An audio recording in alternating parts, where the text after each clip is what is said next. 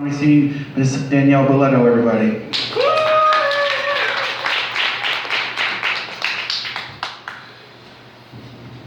And that was a long walk for a short person. You know, anorexics are thin and think they're fat. Apparently I'm fat and think I'm thin. So I wear these really sexy outfits. At least I think I'm really sexy in them. Looks like my boots. I cannot see a fucking soul out there, so I feel like I am talking to myself. Anyway, okay, yeah, there's people out there. Just checking. So, I am really bad at relationships. I'm the kind of person who just likes to kind of walk up to somebody and say, hey, you look like a bad decision. You want to come home with me? And that's how I get most of my boyfriends. But my last boyfriend I met at a swingers club. My friend comes in and she walks up to me. I'm the only naked person on the dance floor. And she walks up to me and she says, I brought you a present. And I looked over her shoulder and I said, the white one or the black one? She said, the black one. I said, bring that motherfucker over here. Damn, he was fine. Looked Jamaican, had dreads down to his ass. Motherfucker. Six-pack shit. So I gave him a lap dance. We went to the naughty room, we fucked. Then he moved in with me. And, you know, there's certain signs in a relationship that says, you know, you really shouldn't go there. Probably not the person you need to be with. And, you know, the fact that he did 7 years in the penitentiary really shouldn't have bothered me. And it really didn't. But what he went in there for probably should have been a red flag. So he kidnapped the judge's daughter and her husband at gunpoint, took him out to the woods, made him strip naked, tied him to a tree, and left him for dead, where they were found 4 days later, and I fell in love with this psychopath. So recently, we get in a fight and he moves out. 2 weeks later, he marries the neighbor. 2 weeks after that, he calls me up wanting to fuck. So I fucked him. Not once, not twice, but 3 times, because I'm a lady.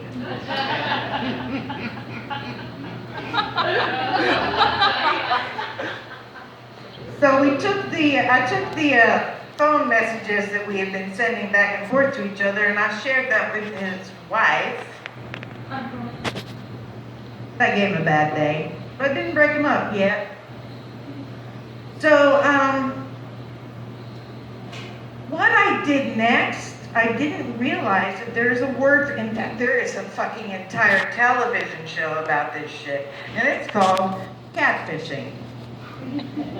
Anybody seen the show on MTV? Yes. Okay. Well, you're looking at Sydney Hawthorne, was the first one, my Facebook profile, where I sexted this man for about 6 weeks and then I shared all that shit with his wife. I was pissed.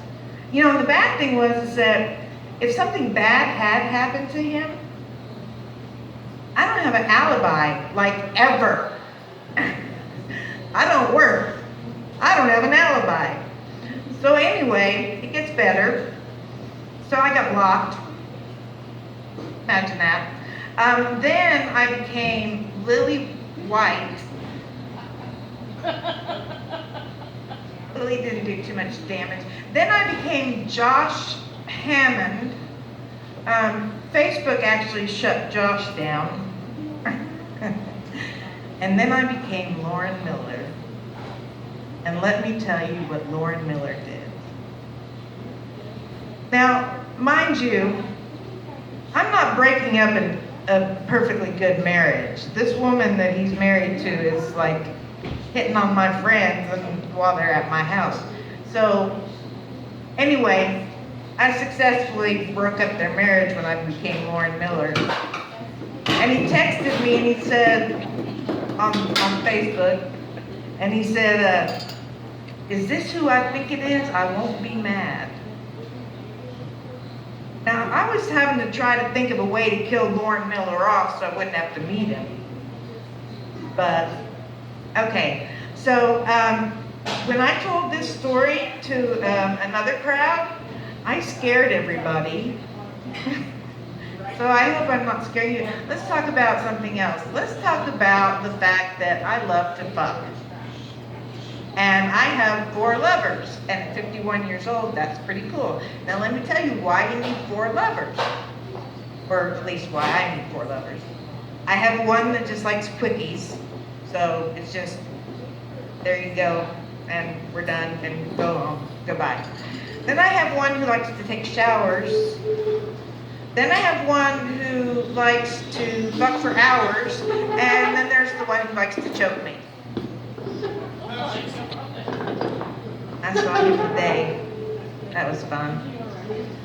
Now, if I could find somebody who could do all 4 of those things, I'd have a mate for life.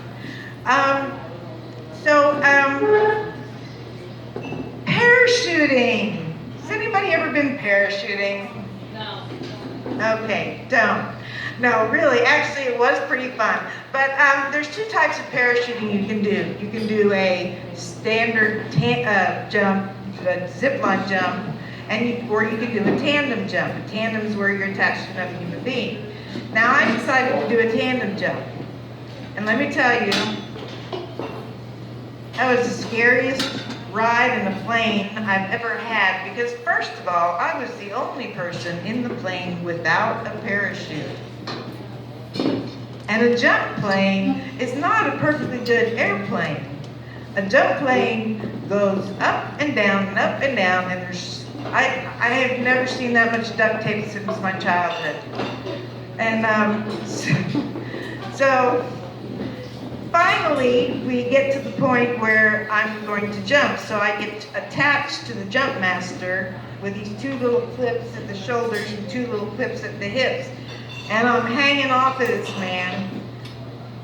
And he pushes himself away from the airplane. And I have nothing to do but go and fly. So everything's fine. Actually, the free fall is pretty cool.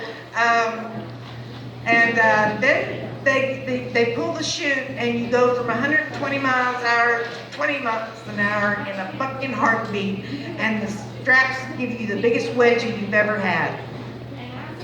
So then you have to pull the straps down, and I couldn't do that because every time I tried to pull the straps down, I felt like I was going to fall off of him.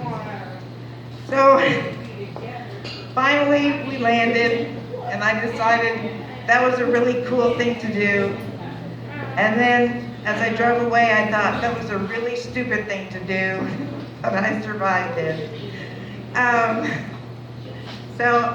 think that's about all I have right now. So I hope you enjoyed it. My name is Danielle Valletto, and I hope to do this again soon. Thank you.